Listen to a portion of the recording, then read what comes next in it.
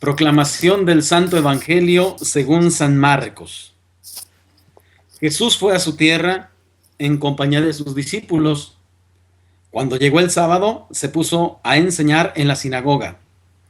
Y la multitud que lo escuchaba se preguntaba con asombro: ¿dónde aprendió este hombre tantas cosas? ¿De dónde le viene esa sabiduría y ese poder para hacer milagros? ¿Qué no es este el carpintero, el hijo de María, el hermano de Santiago, José, Judas y Simón? ¿No viven aquí entre nosotros sus hermanas? Y estaban desconcertados. Pero Jesús les dijo: todos honran a un profeta, menos los de su tierra, sus parientes y los de su casa. Y no pudo hacer allí ningún milagro, solo curó a algunos enfermos imponiéndoles las manos. Y estaba extrañado de la incredulidad de aquella gente. Luego se fue a enseñar en los pueblos vecinos.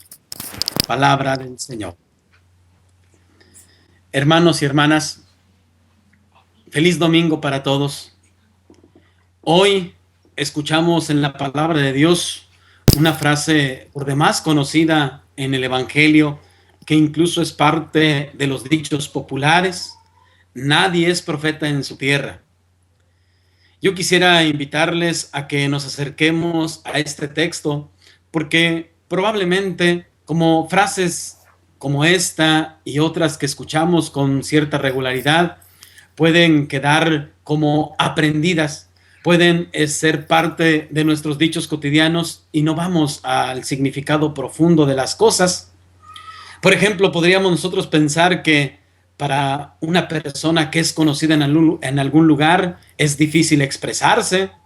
Podríamos nosotros ver en nuestra experiencia cotidiana cómo, por ejemplo, un maestro tiene cierto temor de enseñar cuando están otros maestros, como un médico especialista quizá puede sentir un cierto temor si hay más médicos especialistas en el mismo tema, porque seguramente se pensará, quizá lo que está diciendo no está bien, quizá cuestionarían de alguna u otra manera.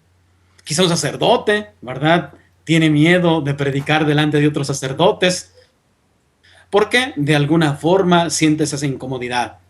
Pero yo creo que tenemos que dar un paso más. No podemos quedarnos en esto agrio, en esto negativo, en esto falto de esperanza de la palabra de Dios. Tenemos que dar un paso más. Yo les invito a que pensemos primero en la alegría que Jesús tiene de regresar a su casa, a su patria.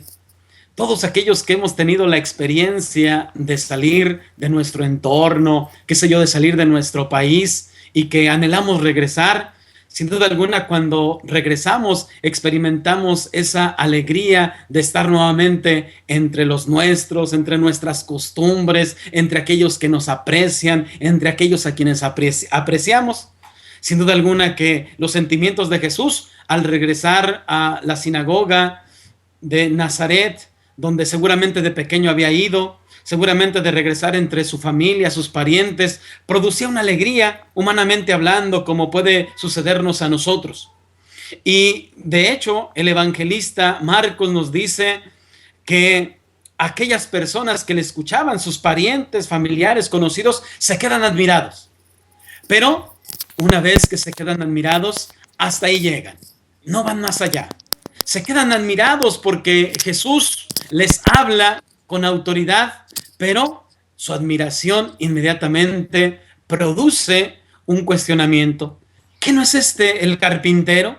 ¿Qué no es este el hijo de José? ¿Qué no viven aquí sus parientes cercanos? ¿Qué no vienen aquí, no viven aquí entre nosotros sus hermanos, su madre?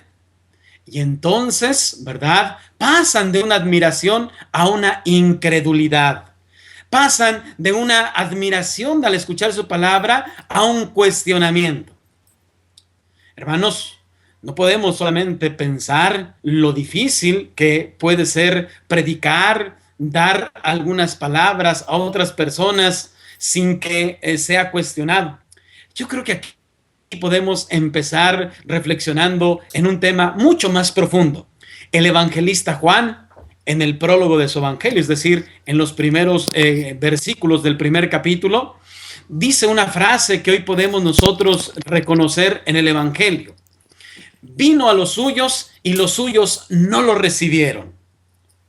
Y así, la palabra de Dios en este domingo, en el fondo creo yo que podemos encontrar este tema que se repite constantemente en la Sagrada Escritura. Dios viene a su pueblo y su pueblo le rechaza. Dios está en medio de nosotros y nosotros no somos capaces de reconocerle.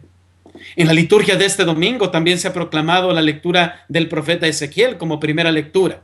Irás a un pueblo que es de cabeza y de corazón duro. Predicarás ahí. Ciertamente no te harán caso, pero sabrán que hay un profeta. Fíjense, podríamos nosotros preguntarnos qué chiste tiene, qué tiene de extraordinario, ¿verdad? Que aquel profeta vaya a ese pueblo sabiendo de antemano que no le van a hacer caso, sabiendo de antemano que no van a abrir su corazón.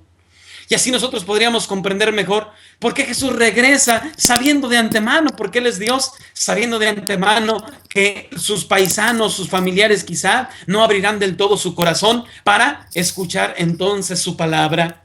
¿Qué caso tiene? Bueno, en el fondo no es otra cosa sino precisamente esa insistencia de Dios de mostrar su amor y el corazón humano que muchas veces se resiste. Porque Dios actúa en lo cotidiano y en lo ordinario. Por eso aquella cercanía, aquel decir hemos crecido con Él, a aquellos habitantes de Nazaret, sin duda alguna, les hacía fastidio. Por eso aquella cercanía les impedía ver a Jesús como profeta, como lo veían a otras aldeas, otros pueblos vecinos. Con mayor razón les va a impedir ver en Él al Mesías, al Hijo de Dios. Porque Dios es tan ordinario, Dios es tan cercano a nosotros, se hizo como nosotros, se hizo hombre. Él es la palabra que se hace hombre, que viene a nuestra vida y muchas veces esa vida es rechazada y muchas veces esa palabra de vida no es aceptada, sino por el contrario cuestionada. Que si nosotros empezamos aplicando esta palabra de Dios a nuestro mundo, no solamente al mundo donde vivió el profeta Ezequiel 7 siglos antes de Cristo, 6 siglos antes de Cristo, no solamente en el tiempo donde vivió Jesús, sino también en nuestro hoy podríamos encontrar mucha aplicación de esta palabra de Dios. El rechazo que Dios tiene de parte del pueblo, de parte de nosotros. Porque fíjense, aquí hay algo muy importante que nosotros podemos comprender. ¿Por qué no se acepta a Dios, verdad? ¿Por qué no se acepta a los enviados de Dios? En el fondo, hermanos, recordamos una cosa. Dios no es visible. No es perceptible con nuestros sentidos. Pero si es visible un profeta, si es visible su iglesia, si es visible alguien que nos hable de parte de Dios. Y por el contrario, ¿verdad? Como es visible y yo a Dios no lo veo, a este sí le puedo decir. Por eso es precisamente las actitudes, por eso un sacerdote, a lo mejor, ¿verdad? No puedo justificar a nadie, pero por eso un sacerdote que quizá no tenga una autoridad moral, quizá alguien que no tenga una autoridad moral, no solamente hablando del sacerdote, sino cualquier persona es cuestionado, ¿verdad? Por eso la iglesia va a proclamar siempre la palabra de Dios, y esta palabra es una palabra de vida, y entonces va a ser cuestionada. ¿Quién es la iglesia? Que se mete en sus problemas, que resuelva primero los problemas que tiene. Tantos sacerdotes que somos inmorales, a lo mejor, tantos sacerdotes que no vivimos como Dios quiere, mejor que se metan ellos, que arregle primero sus problemas. Cuando se nos habla de parte de Dios, cuando se nos dice, esta situación social no está bien, sea matrimonio del mismo sexo, sea el aborto, sea la denuncia de cualquier pecado, ¿verdad? ¿Quién eres tú para decirme las cosas? ¿Quién eres tú para decirme lo que debo de hacer? Si tú y yo nos conocemos, si tú y yo estamos tan cercanos, si tú no te portas bien, si tú no llevas una vida moral, ¿quién eres tú para decirme? ¿Quién eres tú? ¿Qué te has creído? La cercanía es la que choca. Y por eso también un padre de familia encontrará muchas veces precisamente ese rechazo de parte del hijo. ¿Y quién te has creído? ¿Tú qué te crees para decirme eso? Ni que tú llevaras una vida mejor que yo, ni que tú trataras mucho mejor a mis hermanos, ni que tú fueras un ejemplo como padre de familia. Por eso una madre va a encontrar el rechazo, ¿verdad? Ni que tuvieras tan bonita la casa, ni que tú te dedicaras precisamente así a atender tu hogar, ni que fueras un ejemplo de madre. Tienes esto, aquello, esto otro, ¿verdad? Y por el fondo es esa actitud. ¿Y por qué me voy a confesar con una persona que es alguien igual que yo? ¿Por qué me voy a decirle mis pecados si él es peor que yo? Si él hace esto, hace aquello. Fíjense ¿Cómo? En el fondo no es otra cosa sino lo mismo. Jesús está cerca, está entre los suyos y sufre ese rechazo. Como muchos de nosotros podemos sentir también ese rechazo, como muchos de nosotros podemos sentir que nuestras palabras caen en el vacío, como muchos de nosotros podemos sentir, caray, ¿verdad? Como sacerdote yo muchas veces me he preguntado y digo, pero ¿qué sentido tiene cuando muchas personas vienen sin fe? Cuando muchas personas vienen a jugar con el celular en misa, cuando muchas personas están platicando, cuando no asumen una actitud, ¿verdad? Y la respuesta de Dios en este domingo es una respuesta hermosa para mí, para todos ustedes. La respuesta de Dios es una respuesta excelente, ¿verdad? Te hagan o no te hagan caso, tú vas a denunciar a mi pueblo. A Jesús le hagan o no le hagan caso, está en medio de su pueblo, está en medio de nosotros, está en medio de aquellos que quiere, está en medio de sus parientes, de sus amigos, de aquellos que le quieren. Y esa cercanía física que tuvo con ellos les impide ver en él al Hijo de Dios, al profeta. No importa, ahí está Jesús. Y sigue diciendo precisamente el evangelista Marcos que por la falta de fe de aquellos no hizo muchos milagros. Dice, solamente impuso las manos y curó a algunos enfermos. Yo me preguntaba, ¿qué imponer las manos y que se cure una persona no es acaso un milagro? Desde luego que sí, desde luego que sí. Entonces, ¿por qué esas palabras del evangelista? Los evangelios nos hablan de los milagros como signos de fe, signos de la presencia, de la cercanía de Dios. Entonces, creo yo que también podemos entenderlos así. No podemos dejarle todo a Dios. No podemos pensar que Dios tiene que hacer todo y nosotros solamente ser como espectadores. No podemos pensar que el Señor tiene que hacer lo que yo quiero, lo que a mí me toca hacer. Por el contrario, ¿verdad? Es necesaria la fe. Es necesario dejar actuar a Dios en mi vida.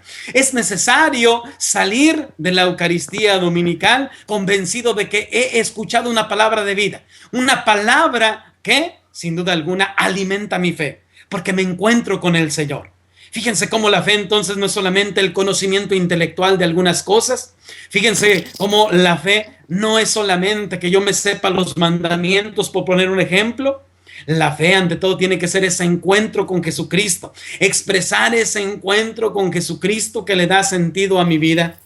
Qué hermoso es entonces que nosotros vayamos comprendiendo ello, que nosotros vayamos comprendiendo que Jesús actúa siempre en medio de nuestra vida. Qué hermoso es ir comprendiendo que si a lo largo de la historia Dios ha sufrido rechazo del hombre, si a lo largo de los profetas grandes del Antiguo Testamento y a lo largo de la vida del mismísimo Señor Jesucristo, Dios sufrió rechazo, porque Cristo Jesús es el santo rechazado, humillado, terminado en la cruz, ¿verdad? Qué hermoso es ir reconociendo que aún a pesar de eso han pasado 2000 años y el hombre de hoy sigue rechazando y cuestionándole todo a Dios, ¿verdad? Qué hermoso es reconocer entonces que yo que escucho esa palabra, que tú que escuchas esa palabra, tenemos que experimentar un cambio. La historia es la maestra de la vida. Y no podemos estar repitiendo los mismos errores constantemente. No podemos estar repitiendo los mismos errores y que pasen generaciones tras generaciones y nosotros repitamos los mismos errores. Por eso esta palabra de Dios tiene que ir a lo profundo de nuestro corazón. Por eso hoy podemos decir, Dios ha estado en medio de nosotros. Así como estuvo en aquella sinagoga de Nazaret, hoy Dios está en medio de nosotros en la Eucaristía. Hoy Dios proclama su palabra y hoy Dios tiene que encontrar en nosotros a alguien dispuesto a escucharle, a alguien dispuesto a hacer esa palabra de vida. Y entonces eso debe suscitar en mí la fe. Porque qué triste es entonces cuando una persona dice, yo he perdido la fe. Perder la fe significa escoger el hambre teniendo el pan en la mano. Perder la fe significa no encontrar una puerta de salida a mis problemas, no encontrar el puente que me saca de mis problemas. Perder la fe es ir por el mundo sin un sentido, sin un rumbo fijo. Perder la fe es ir sin Dios. Por eso aquella actitud de aquellos hombres tiene que ser una enseñanza para nosotros en que no debemos perder la fe, en que Dios actúa en lo más pequeño de la cotidianidad, de la cotidianeidad, en que Dios actúa siempre a nuestro lado, en que de alguna u otra forma Dios suscita personas que me van insistiendo en el camino, que me van señalando hacia dónde está mi vida, hacia dónde tengo que ir, hacia dónde debo dirigir mis pasos. Por eso, más que cuestionar a esas personas, más que cuestionar a Dios, más que cuestionar su iglesia, es una invitación a abrir nuestro corazón, a recibir esa palabra de fe, a recibir esa palabra que Dios nos da, a recibir precisamente lo que Dios nos ofrece. Y hermanos, no quiero terminar esta pequeña reflexión sin una palabra más que nos invite a nuestra vida cotidiana, que nos aliente, porque ustedes y yo, al salir de la Eucaristía en este domingo, encontraremos que la mayor parte de los católicos, la mayor parte de los que se dicen católicos y cristianos, no ha ido a misa. Más aún, no le importa la misa, no le importa su vida de fe. Muchos de nosotros nos encontramos con esta triste situación. Tienes que tener en cuenta esto. Tú escuchaste una palabra para tu fe. Tú escuchaste una palabra de aliento para tu vida. Pero el mundo allá afuera se quedó, no ha escuchado absolutamente nada. No ha escuchado esta palabra que tú has escuchado. El mundo seguramente seguirá teniendo su corazón cerrado para con Dios. El mundo seguramente seguirá cuestionando a Dios. El mundo te seguirá cuestionando de tu fe. Tú vas a volver a tu familia, tú vas a volver a tu trabajo, tú vuelves a tu hogar, a donde desarrollas tus actividades cotidianas y vas a encontrar los mismos cuestionamientos, porque el mundo le cierra las puertas a Dios. Y aquí viene otra enseñanza grande. Así como Cristo Jesús va a su sinagoga, a donde se había criado, así como el profeta Ezequiel es enviado, le escuchen o no, así cada uno de nosotros somos enviados. Te escuchen o no, tú eres enviado. Porque no solamente tienes tu palabra, no solamente es convencer a las personas con la palabra. Los profetas, ante todo y después de la palabra, tienen un testimonio de vida. O sea, que nuestra vida tiene que siempre irse amoldando a lo que Dios quiere. O sea, que nuestra vida tiene que ir cambiando precisamente en la medida que escuchemos y hagamos vida esa palabra de Dios.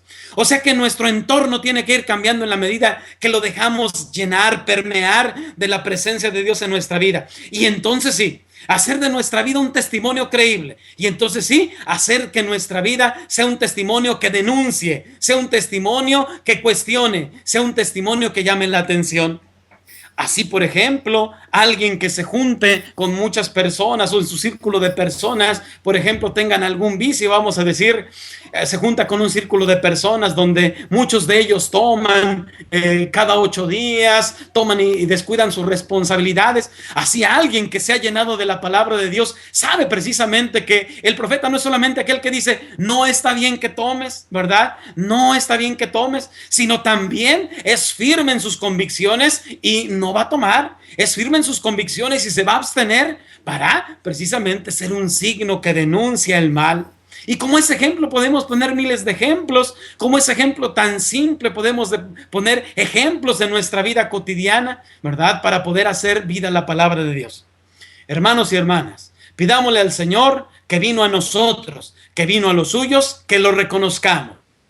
Sobre todo primero en los sacramentos, sobre todo en la Eucaristía, su presencia real, verdadera, su presencia amorosa, sacramental, que se ha quedado como alimento. Que lo reconozcamos en los sacramentos, en su misericordia, en su amor y en su perdón. Pero que también sepamos reconocerlo en aquellos hermanos que nos hablan de parte de Dios, que sepamos reconocerlo en aquellos que son un signo, que su vida son un signo de evangelización para nosotros, que su vida son un signo creíble para nuestra vida. Pidámosle que sepamos reconocerlo también ahí. Y que Cristo Jesús, presente en nuestras vidas, jamás pase desapercibido. Feliz domingo para todos, que Dios los bendiga.